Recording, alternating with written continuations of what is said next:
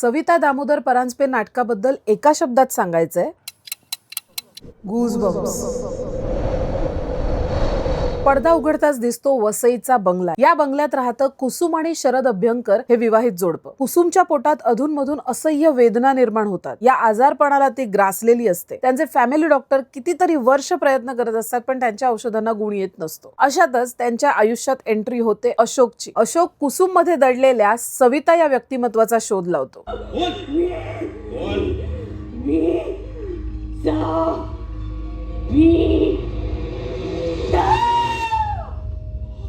आता ही सविता कोण आहे? खरंच तिने कुसुमला झपाटलंय की कुसुमची ही मानसिक अवस्था आहे? हे शोधून काढायचं असेल तर तुम्हाला त्रिकूट प्रस्तुत, मॅन मेकर्स मीडिया निर्मित, शेखर ताम्हाणे लिखित, राजन ताम्हाणे दिग्दर्शित सविता दामोदर परांजपे नाटकाला भेट द्यावी लागेल. या नाटकाचा हिरो आहे, या नाटकाची कथा जी लिहिली आहे शेखर ताम्हाणे यांनी 40 वर्षापूर्वी. आजही ही कथा तितकीच इंटरेस्टिंग, फ्रेश आणि चित्तथरारक वाटते. अभिनय आणि दिग्दर्शन सुंदर आहेच, पण त्यासोबत निनाद म्हैसाळकर याचं संगीत, शीतल तळपदे यांची प्रकाश योजना आणि संदेश बेंद्रे यांनी उभा केलेला हा बंगला, हे सगळं इतकं सुंदर जुळून आलंय की एक माहोल तयार होतो आणि तुम्ही 2.5 तास या बंगल्यातून बाहेर पडू शकत नाही. तुम्हाला माहितच असेल की 40 वर्षापूर्वी ज्येष्ठ अभिनेत्री रीमा लागू या नाटकाच्या मुख्य भूमिकेत दिसत होत्या. तेव्हाही या नाटकाचं दिग्दर्शन राजन ताम्हाणे यांनी केलं होतं. 40 वर्षापूर्वी त्यांनी नाटकाला जी ट्रीटमेंट दिलेली ती विसरून नव्या कलाकारांच्या संचाप्रमाणे नव्याने श्री गणेशा करत ते या नाटकाचं दिग्दर्शन करतायत. त्यामुळे नाटकाची वाईब फ्रेश आणि आजच्या काळाशी सुसंगत आहे. सर्व कलाकारांचं हार्दिक अभिनंदन. तुम्ही सगळ्यांनी कमाल काम केलंय. या मंडळींची प्रत्येक पात्रावरची पकड इतकी घट्ट आहे की तुम्हाला नाटकातून एक सेकंदही ते विचलित होऊ देत नाहीत. अर्थात विशेष कौतुक मयुरी देशमुखीचं. तिने या संधीचं सोनं केलंय. आस्ताद काळेने ही शरद अभ्यंकरच्या आयुष्यातील विविध छटा सुंदर दर्शवलेत. जसजसं कथानक उलगडत जातं तसतसं आपल्याला सुमन आणि शरद यांच्यामधलं नातंही उलगडत जातं. डॉक्टर मलिक आणि त्यांच्या घरी आलेला संशोधक अशोक म्हणजे संग्राम समळे यांच्यामधले संवादही अतिशय इंटरेस्टिंग आहेत. रुचा मोडक आणि सचिन शिर्के यांनीही त्यांना दिलेल्या भूमिका अत्यंत प्रामाणिकपणे वठवल्यात. वेशभूषाकार चैत्राली डोंगरे आणि रंगभूषाकार शरद सावंत यांच्या मदतीने नाटकातील पात्र अधिक जिवंत होतात. आता शेवटचं पण सगळ्यात महत्वाचं, या नाटकाची निर्मिती मूल्य. मंडळी, या नाटकाच्या निर्मितीसाठी 3 तरुण पुढे आलेत. निरंजन ताम्हाणे, मैत्रेय रिसबूड आणि आलाप मोहिले. या तिघांनी मिळून या नाटकाचे स्टँडर्ड्स इतके हाय केलेत की मी तुम्हाला काय सांगू. तुम्हाला नाटकाच्या प्रोमोज वरून आयडिया आलीच असेल. आणि सगळ्यात महत्वाचं, हॉरर थ्रिलर म्हटलं की त्यामध्ये काही गिमिक्स असतील असं तुम्हाला वाटेल, पण या नाटकात गिमिक्स नाही, तरीही अंगावर शहारे येत राहतात. त्यामुळे सविता दामोदर परांजपे हे all time classic psychological thriller अजिबात मिस करू नका. तुम्ही खूप एन्जॉय कराल.